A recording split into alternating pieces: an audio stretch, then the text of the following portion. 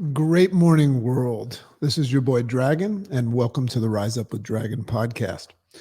It's the goal of this podcast to remove the blindfolds of your programmed mind and widen your field of consciousness so that the full spectrum of potential becomes available to you. Welcome to another edition of the Rise Up with Dragon show.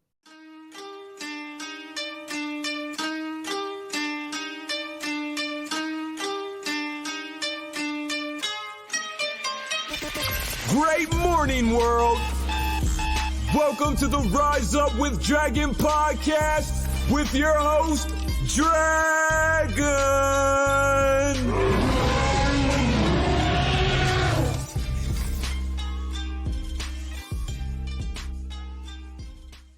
Great morning, world. Happy October 1st, Halloween month. That's exciting. Love the weather change. Very excited to be leaving for South Africa with my chicken. For those of you that don't know who Chicken is, that's my wife. But we're going out to visit our little girl who we call Ducky, who we're adopting. And it's taken quite a long time to do that. So we've just made a conscious decision while we're waiting for her to come here that we're going to go out there every 2 months and spend 2-3 weeks with her. So we're leaving tomorrow, but we're super excited about the opportunity of sharing some of this Halloween spirit with her, and it's going to be great. So great morning to all of you. Very excited about a challenge that just started. I want to tee up before we get into the Rise Up. Today's Rise Up is called Impartial. We're going to talk about this concept, very important concept in the Rise Up with the Dragon world, and this idea of creating a more effective and efficient response system of impartiality. We're going to learn how to become impartial today. You're going to love this.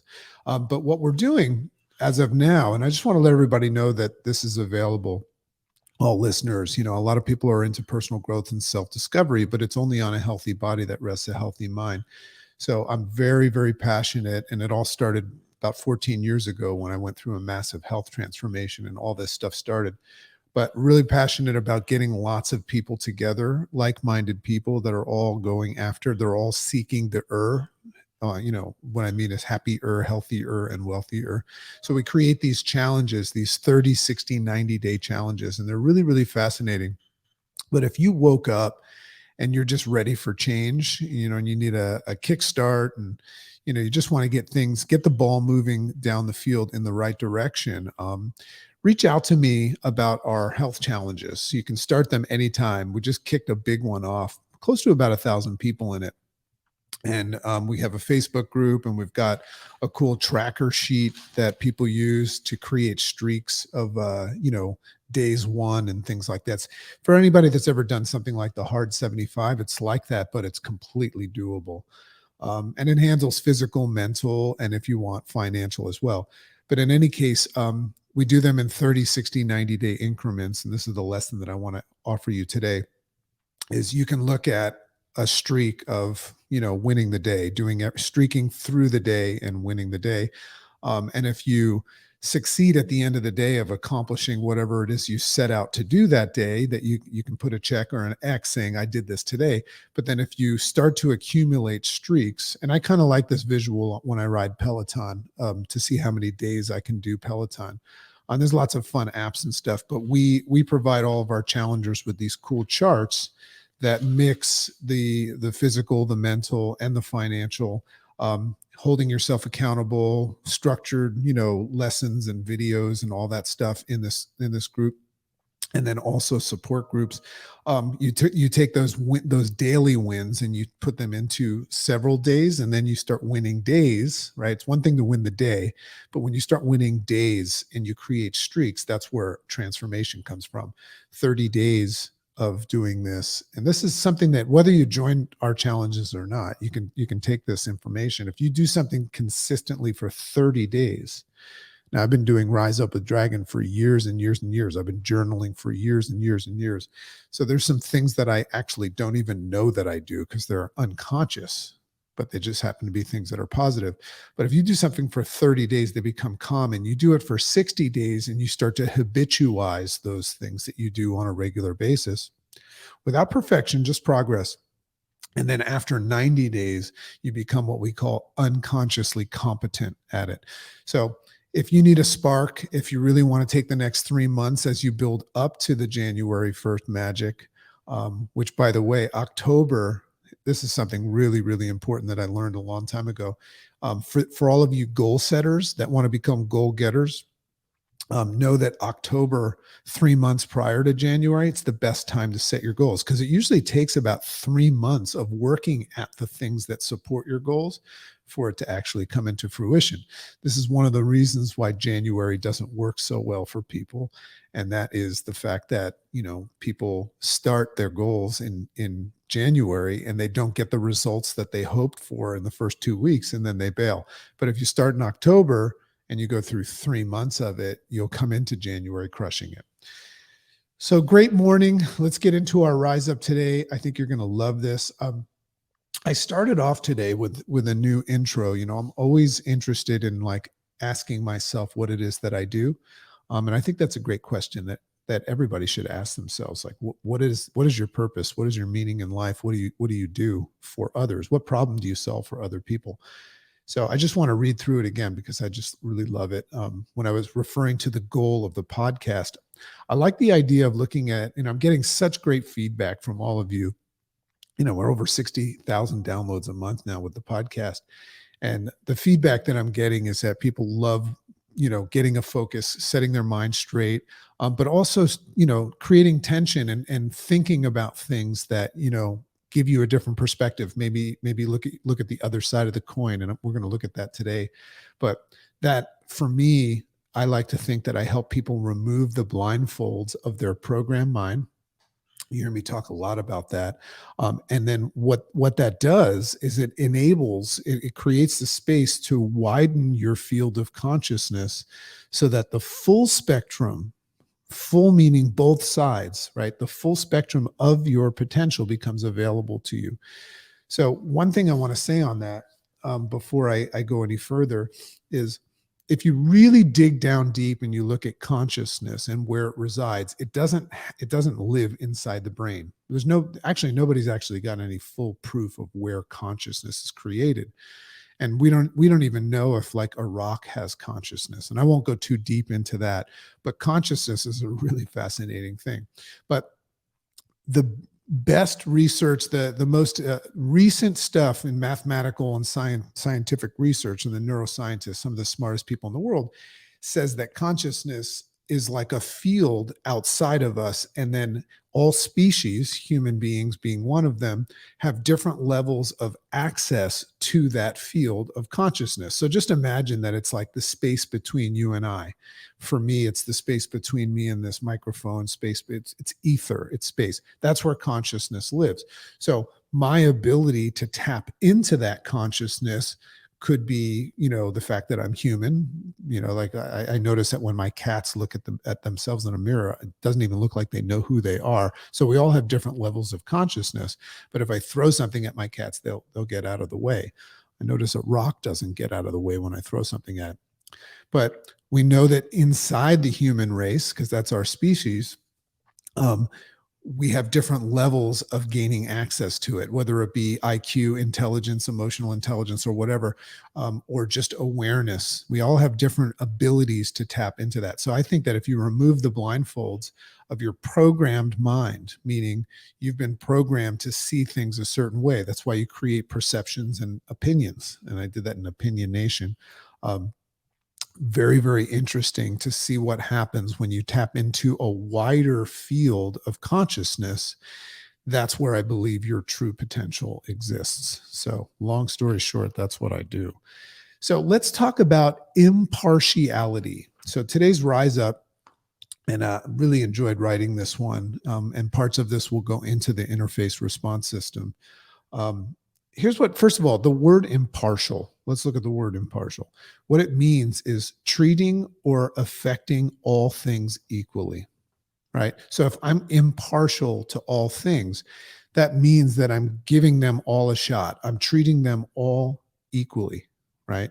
So the treating or affecting all equally. So if I have an impartial perception, that means that I'm perceiving all as equal, at least for a little bit before I make a decision, right? But also it looks at, if I affect you impartially, right? I'm affecting you kind of like from a neutral place, an equal place. So, like the practice of uncertainty, which is one of my favorite things to do, I like to practice uncertainty. Now, and I did this talk at the Final Percent Summit in Colorado for the first time. My talk is called So that's about this sound that we can make that can cognitively distance ourselves from things. But what it does is it basically says, I don't know. Maybe so, maybe not. So that's what I mean by the practice of uncertainty. If you really want to empower yourself today, just kind of become more conscious, tap into that field a little bit more about how certain you are about things, because we're only certain about things until we find out that we're wrong.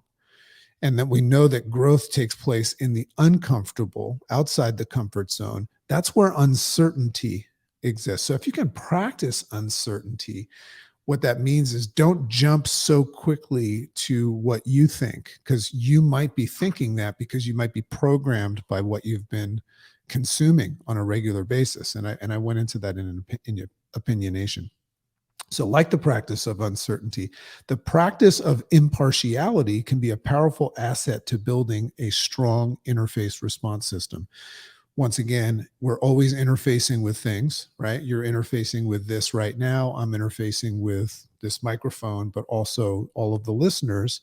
But I'm also interfacing with oxygen. I'm interfacing with the things that I have to do today. So, all of those things that are coming at me that I'm perceiving, those things are for the most part out of my control. My control is my response. That's what I can control. So the space in between the thing that I'm interfacing with and my response, that's where the win is. So the interface response system is about working in that space and getting more efficient and effective at it. So impartiality, to the point, is one of the things that we can practice, practicing uncertainty as well. So if you practice looking at people and events that evoke a negative feeling or thought impartially, so let's say it's social media posts, or if you're brave enough to watch the news and consume that stuff, but you did it impartially, what it means is that you're open and conscious to the fact that both sides, yours, now you're automatically, just like thoughts and feelings, you're automatically going to have an opinion, right? So you're going to have your side, but it doesn't mean it is. It doesn't mean it's who you are, but you automatically have your opinion. So you'll have, but when you're impartial, right, and you're looking at things, you'll recognize that both sides, yours, theirs, and its, are all equal for the moment. Right? If you're impartial, you're perceiving them all as potentially equal, right? Now that's the space between. Really, really cool. So by equal, what I mean is that they all have context to their existence and reality. Now, this is a big concept right now. The reason why we struggle so much to take a look at somebody else's point of view when it's contrary to what we think is that we think that it means that we have to accept it as ours. That's not what I'm saying. So let me read this again. One of the most challenging, by equal, what I mean by impartial, looking at it as impartial, is by equal, I mean that they all have context to their existence and reality. Here's what I mean by that. When my kid says something that I know is just preposterous, it's just so silly, and it's like, forgive him for he knows not what he does. I could look at it and just say that's stupid, right? Or I can look at it impartially and recognize that it's got context in his eyes, right? There's some sort of value in context. So one of the most challenging yet powerful steps in building your interface response system is to let go of our need to be right. Now, I understand the value of being right. And when I say let go, it could be temporary, right? Because remember, in that space between the stimulus and our response, we want to take the time, distance ourselves from giving value to it, take the time to create a more rational, logical, in support of where we want to go, not wasting time response. So, that's one of the most challenging things that we have to do to build our IRS, is to let go of the need to be right. However, when you feel that you're right, and you will, right? And that's what opinionation is about. When you feel that you're right, either factually, now most of the time that we think that we're right, it's not factual. I mean, even in the depths of religion and things like this, normally when you feel that you're right, you get that feeling of certainty and you're right, you have no facts. But sometimes we do have facts. And where do we get facts? The most realistic way to look at facts is to look at mathematics and science, right? But anyway, like a doctor would say, is that a peer reviewed thing? But sometimes they're factual. So one of the most challenging, powerful steps is to not need to be right. But however, when you feel that you're right, either factually or by way of justification, which means that you just think that you're right, it's hard to consider the other side. So it is a challenge when you feel that you're right, whether it's factual or via justifying just based on what you think and standing for it. It's hard to see the other side. So this rears up in cases where all hands and evidence point to an individual being guilty, like in a court of law, of a heinous crime. And the law states, here's what the law states. And this is frustrating for people that don't take the time to consider the context of the other side. So the law states that individuals are innocent until proven guilty. So the law is impartial. And that's kind of where I got the idea from, because I was we were watching this like cold case or something where it was pretty obvious the person was a really bad person. I mean, like everything pointed to it. But in the court of law, they had to hear both sides. So then I started thinking about the power of being impartial. And easier said than done, but I just found like, wow, if I can practice uncertainty and I can practice impartiality, I might discover something. I might be able to read people better. And it might also help me take that time to not have that knee-jerk reaction of my stress response system. So this means that the court proceeding must be impartial in nature. In order to do this, when practicing your interface response system, we must learn to step outside our reality. There's the challenge. Step outside the reality, or whatever it is that you call reality, and mechanism of deriving what you call right or fact. So now where does that come from? Where does this what is the mechanism upon which we derived facts or claim that we're right? It has to do with what we're consuming on a regular basis. And it also has to do with how our program is perceiving it and determining what we think is right, factual or not. So we have to have the ability to step outside of that part of ourselves, which is how we do that is we cognitively distance, we say, and we just say, I'm going to be neither here nor there. I'm going to be impartial. And consider the mechanism or stimulant for the other person's reason for being right. Now, this is what's fascinating about being impartial, is if somebody is saying something preposterous and I'm impartial to their opinion or my opinion, I'm like neutral and I'm just listening to them, it gives me the ability to find out what it is that they think. Now, remember, if two people think two different things, you have two people that are right? Now, if you can't distance yourself from that, then you think they're wrong and you're right. But if you step back from it as an onlooker, you've got two people that claim that they're right when you have a controversy. So what I think is fun about practicing uncertainty and distancing myself and being impartial is saying, I wonder why they think that they're right. What's their reality? And sometimes I'll go in there and I'll say, oh, well, that makes sense why they think they're right. I see the sequence of things that they've been consuming. Right? And I also learn a little bit about their past. Very powerful to learn about people's past. So let's say someone posts a blatant attack against other people that share your belief about something, meaning somebody posts on social media something that not only says what they think, but they also attack others that think differently. And you see this.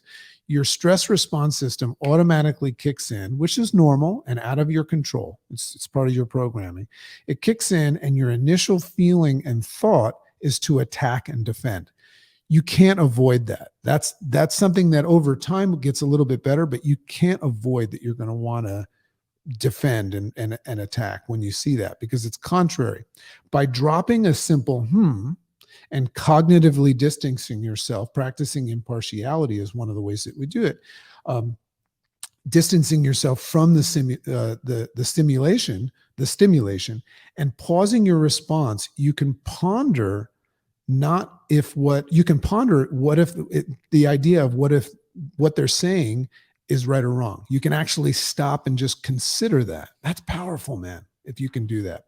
However, question why they think it's right or wrong. That's the secret, based on their upbringing, lives, and their life story and experiences in life.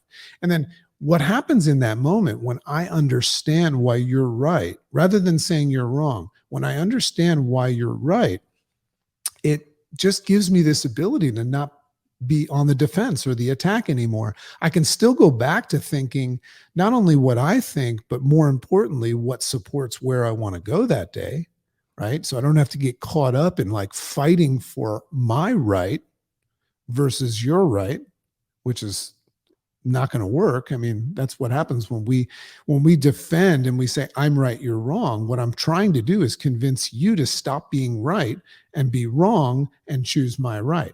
So that doesn't usually work. And it's also a waste of time. You'll see people that are posting about all of these things that they think are wrong in the world. They're posting what they think should be right, what the solution is, but they're spending a lot of time doing that rather than focusing on where they want to go in this impermanent, unknown time that we have. So this evokes a simple, empathetic understanding of them. That's what being impartial is. It's opening this empathetic space for them. In that space, you realize that they are, in fact, right too. And that's one of the most powerful things. Coming from somebody that was a know-it-all, that's one of the most powerful things that I ever did is to find out why other people think that they're right and just understand it. And that comes into the idea of forgiveness. I forgive them, for they know not what they do. So, well, according to them is what I'm saying. FYI, if you feel that you are right, that's according to you, right? Me too. If I feel that I'm right about what I'm talking about in this information about being right, that's just how I feel. That's my opinion, and that's how I feel. But if somebody were able to interact with me on this topic right now, and we have this cool on Wednesdays, for any of you clubhousers, we have this cool room called Truth Bombs. Perfect example. It's an impartial environment. And what I mean by that is on Wednesdays at 1 p.m. Eastern in Clubhouse, you can find me at Make Sense on Clubhouse. It's called Truth Bombs. And in that environment, we speak like that, but we also let other people chime in too. And we have this rule where we're open to listening to everybody else's opinion rather than arguing the opinion. That's the whole idea. So if you're into that and you want to hear other people's opinions, not just Dragons, come on in there. So practicing impartiality means practicing curiosity and empathy, not for what is right or wrong, but why something or someone else feels that they are right and why they might think that I'm wrong. Isn't that cool? If somebody tells me that I'm wrong, my knee-jerk reaction would be to say, no, you are mistaken. But wouldn't it be cool if I was impartial and I said, I say, explain more. And then I could lock into finding out why they think I'm wrong. Oh man, I just saved myself a lot of time. So the advanced level of this, so there's always, once you achieve some sort of new level of consciousness, it just unveils the opportunity to go to the next level. So the advanced level of this practice requires a radical acceptance and detachment of the other side, practicing impartiality like that. What I mean by that is they most likely, this is really important because you can easily become a victim. I hear all the time people that I coach will blame and complain about their partner, their spouse, business partner or spouse, that I want to do the work, but they don't want to do the work, right? And the problem there is that they're assuming that other person values the same things that they do, and they see the same things. So this advanced level requires that you detach, right? You radically accept and detach from the other side, having the ability to see and think like you are, right? They most likely don't possess this advanced level of consciousness. Now, back to the way I started this off about accessing, taking the blindfold off and accessing a higher level of potential via consciousness, which, I mean, like, just to give you an example, if you're in this conversation right now, you're listening to the podcast or live and you're digging it and it's making you think, you're tapping into a higher level of consciousness. If you go speak to somebody about this, that's not listening to this, that's not vibing like that, and maybe they're dealing with some life, you have to accept the fact that they might not understand. Now, being impartial also gives you the ability to say, oh, well, they don't understand. They're not into this kind of a thing. And then you can release from it rather than spend your whole day arguing it. So that's why you must then practice forgiveness based on, well, I shouldn't say must, but that's where I encourage you, or it would be a good idea or something to look at, practicing forgiveness based on acknowledging that they know not what they do. So that's advanced level of this, because when you're acting impartial and you're starting to look at the other side, you might find something even more preposterous. Like when you find out why someone thinks something to be true, and you find out, like, for instance, that they haven't really checked the facts, they just created an opinion based on a mood that they were in, it might even take you further down the hole of thinking that they're crazy. But if you don't have the ability, and that's what the interface response system is working within that space of recognizing, becoming conscious of things. If you don't have the ability to recognize that, of course, they don't get this. Of course, they didn't check the facts, it's just where they're at in their life. And that's okay too. I still can see why they think that they're right, right? Two people being right is an argument. So practicing that is really important. So another practice in impartial empathetic observation is what that is. Empathetic observation. Being empathetic in your observation means being understanding of them. That's what that is, and that's what this is really about. Now, I have been really, really interested, just in closing, really interested lately in the other side of the coin. It's interesting, when you look at a coin, you recognize that there's two sides, but we're very, very quick to choose the side that we like and that we think is right. We'll flip a coin and we'll even choose one of the sides. So I just been fascinated with this concept of the other side of the coin, meaning the practice of forcing myself to consider the other side of my thoughts and opinions. So I went over this extensively in Opinion Nation. I thought that was one of my best episodes. I really liked it. I actually went back and listened to it. But being impartial means treating all equally, which includes the other side of the coin. So we know what it means to say, well, there's two sides to the coin. Well, on the other side of the coin. So what it really means is just recognizing that there's two sides to anything. As a matter of fact, there's no way that I could be right and not have somebody else be wrong, right? So there always are two sides to the coin. Now, what's interesting about what I just said about there's no way I could be right without someone else being wrong, right? Like if I look up at the sky during the day and I see, and I can prove factually that this thing up this glowing dome is what we call the sun during the day. Now, somebody else might say that that's the moon during the day. Oh no, they're the same thing. I actually had somebody tell me that one day. But I have to be able to look at it from their side, and it's just so fascinating to look at that. That's why I love that episode. But being impartial means treating all equally and includes the other side of the coin. So social media is a great place. Rather than getting pissed off about social media, if you're into the observing human behavior, social media is super cool. Now I don't like to watch the news, but I love to watch humans form opinions and see what it is that they think is right and what they care about. So social media is a great place to practice this. I actually use it to practice, and I use this to practice as well, because I get a lot of positive and negative feedback with my podcast. So it's a great place to practice, as it's the bulletin board of everybody's opinions or everybody's, notions of what's right. So it's easy to find your adversaries on social media. And when I say adversaries, I mean people that are voicing opinions that are contrary to yours. So I love stepping into the shoes of my adversaries. I actually am at a place in my life where I thoroughly enjoy meeting mean people. I thoroughly enjoy meeting people that are against me, that have something negative to say about me, because it's a fascinating thing to practice seeing their point of view. Not easy, but fascinating. And it's just about stepping in their shoes and truly embracing where their concepts come from.